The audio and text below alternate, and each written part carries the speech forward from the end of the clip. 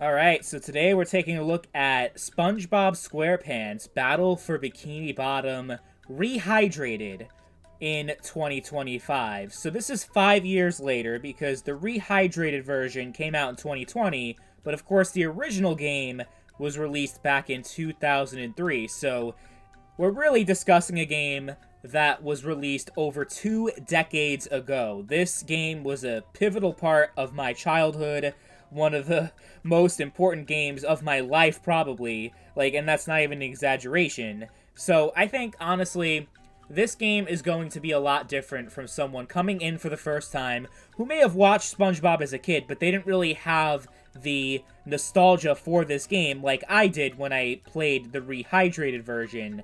You know what I mean? So I think my experience coming back to this game is going to be quite different for someone who's, like, let's say 30 years old, who's playing this game for the very first time. Because I noticed some things that were, that I didn't remember as a kid. It's just as far as the simplicity is concerned, like, the gameplay is so damn easy. It provides pretty much no challenge whatsoever. You just breeze through this game like nothing. The combat and the overall gameplay it's very rudimentary and simple in a lot of ways. That being said, the level design and the overall experience is very high quality, and the rehydrated version, yeah, it feels like a modern game. They totally modernized it in essentially remaking it, because it's not a remaster, it's a total remake, brought into the Unreal Engine. I think it previously was the Renderware engine, which is where this game was originally developed for. So they made it on Unreal Engine 4, and the graphics are just, they're so beautiful to look at. Especially on PC if you have it maxed out, but on any platform, really, it is really solid.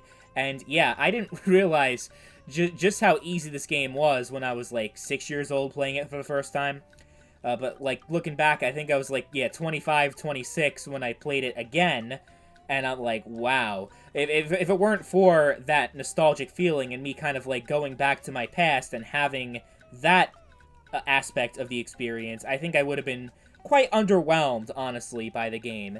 That being said, though, it's pretty cool to revisit iconic parts of the SpongeBob SquarePants series, going to places like downtown Bikini Bottom, Goo Lagoon, the Mermaid Lair, all these, like pretty much every iconic location. The Flying Dutchman's grave, even, like from classic SpongeBob, it's there. So if you're an OG SpongeBob fan, even if you haven't played this game before, I think that alone provides some value. The story is, you know, pretty decent. It kind of feels like a long, extended SpongeBob episode. So you'll feel right at home there, like in terms of the writing and the humor and everything. The only bad thing I can say is Mr. Krabs' voice actor.